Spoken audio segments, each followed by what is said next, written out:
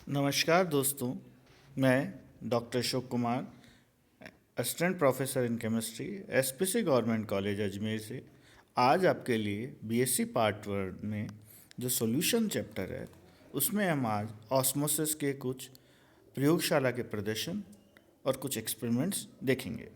पहला हम लेते हैं demonstration of osmosis in laboratory, परासरण का प्रयोगशाला में प्रदर्शन। परासरण की प्रक्रिया को प्रयोगशाला में निम्न प्रकार से प्रदर्शित किया जाता है। पहले हम इस डायग्राम को देखते हैं। देखिए, इस डायग्राम में एक कीप लियम है जिसे हम थिल्स कीप या थिल्स फनल बोलते हैं अंग्रेजी में। ये आपकी फनल है। इसके अब एक शुगर का सॉल्यूशन, शर्करा का विलयन भर दिया और इसमें एक जांतव्य झिल्ली लगा दी। कौन सी? जांतव्य झिल्ली। और इसमें शुगर सॉल्यूशन भर दिया और इसे इस तरह से हमने एक शुद्ध बीकर में रख दिया। जल, शुद्ध जल भरा हुआ एक बीकर में, उसमें रख दिया। अब ये जो जांतव्य झिल्ली है ये एक सेमी परमेबल मेम्ब्रेन या अर्ध पारगम्य झिल्ली की भांति व्यवहार करेगी। अब देखिए कि इसके अंदर पहले हमने यहाँ तक रखा था, थोड़ी देर बाद देखते हैं कि इसकी हाइट यहाँ से नापते हैं तो देखते हैं इसकी हाइट बढ़ जाती है। तो इसका मतलब ये हुआ कि विलायक, इस विलायक के अणु इस विलयन के अंदर, शर्करा के अंदर सतह पर चढ़ने लगे, जिससे हमने इसका हाइट नाप ली। तो इस तरह से हम इस सरल माध्यम से भी ऑस्मोटिक प्रेशर ज्ञात कर लेते हैं। अब इसका विपरीत रिवर्स ऑस्मोसिस, इसमें हमने कहा ऑस्मोसिस। देखिए, ऑस्मोसिस हुआ, ऑस्मोसिस में क्या, शुद्ध जल यानी प्योर वाटर किधर गया, शुगर की तरफ। अब क्या होता, ये होता कि यहाँ से इधर आता, प्योर वाटर में शुगर से सॉल्यूट नहीं सॉल्वेंट आता, तो क्या होता, इसको बोलेंगे रिवर्स ऑस्मोसिस। इस रिवर्स ऑस्मोसिस के द्वारा हम आरओ, जो हमारे घर में पानी यानी खारे पानी को मीठे पानी में प्रयुक्त होता है, जिसे हम बोलते हैं आरओ, रिवर्स ऑस्मोसिस। वही उसका क्या एक्सपेरिमेंटल कैसे होता है वो हम पढ़ाएंगे। विपरीत परासरण या रिवर्स ऑस्मोसिस।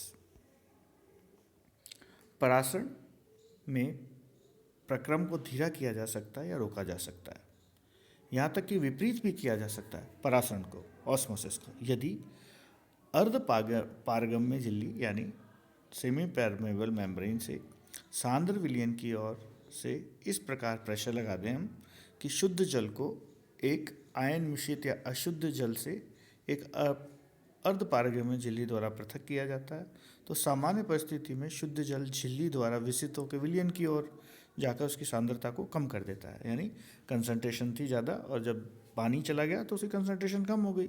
लेकिन यदि विलयन की ओर से दाब लगा दिया जाए, अगर प्रेशर लगा दिया जाए विलयन की तरफ, तो उसके जल के अणु से झिल्ली द्वारा विलयन की ओर से शुद्ध जल की ओर विसित होंगे और विलयन की सांद्रता को बढ़ा देंगे। तो इस प्रकार आयन मिश्रित या अशुद्ध जल का शुद्धिकरण होता है। इस विधि द्वारा समुद्री जल का डिसैलिनेशन यानी विलवणीकरण करके उसे पीने योग्य पानी बनाया जाता है। आजकल के घरों और व्यापारिक प्रतिष्ठानों में इस तकनीक द्वारा शुद्ध पीने के जल को उपलब्ध कराने का व्यापक उपयोग किया जाता है। इस तकनीक का उपयोग एथेनॉल जैसे द्रव्यों को जल से मुक्त करने में भी प्रयुक्त किया जाता है। तो ये था हमारा रिवर्स ऑस्मोसिस। अब देखिए, अब हम रिवर्स ऑस्मोसिस का निर्धारण, तो osmotic pressure rule and it's determination. देखिए, जैसा कि हमने ऊपर बताया कि शुद्ध जल व उसके विलयन को यदि एक अर्ध पारगम्य झिल्ली द्वारा पृथक किया जाए तो शुद्ध विलायक विलयन में विकसित होने लगा था, परासरण की क्रिया चलती रहेगी। ये क्रिया तब तक चलेगी चलती रहेगी अर्थात विलायक का विसरण विलयन की ओर होता रहेगा, सॉल्वेंट सॉल्यूशन की तरफ जाता रहेगा तब तक कि विलयन में शुद्ध विलायक के कारण उत्पन्न हुआ हाइड्रोस्टैटिक प्रेशर उस दाब के बराबर ना हो जाए जो शुद्ध विलायक को परासरण के परिणाम स्वरूप विलयन की ओर धकेलता है। इस बल को मापते हैं हम ऑस्मोटिक प्रेशर से।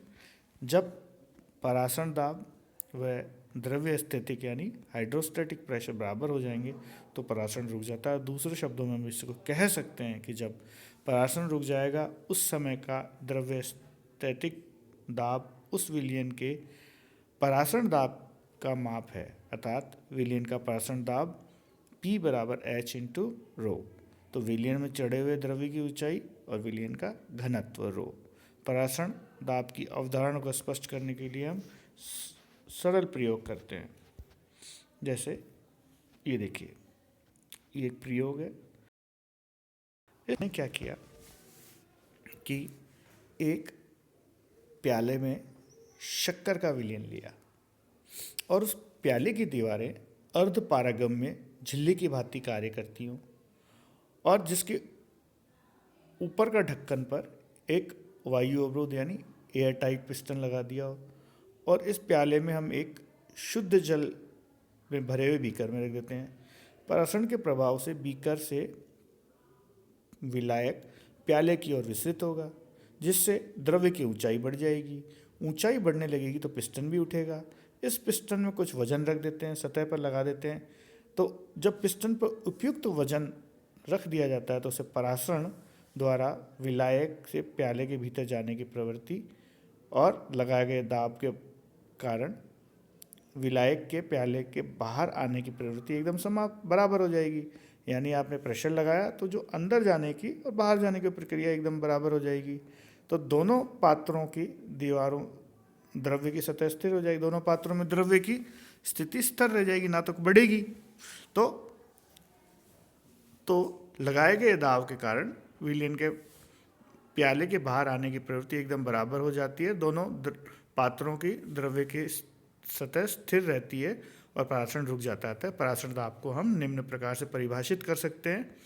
किसी अर्धपारगम्य झिल्ली सेमी परवेल मेम्ब्रेन द्वारा विलायक के विलयन में बहाव या परासरण को रोकने के लिए विलयन पर लगाया जाने वाला अतिरिक्त बल ऑस्मोटिक प्रेशर कहलाता है। तो ये इस तरह से ऑस्मोटिक प्रेशर है।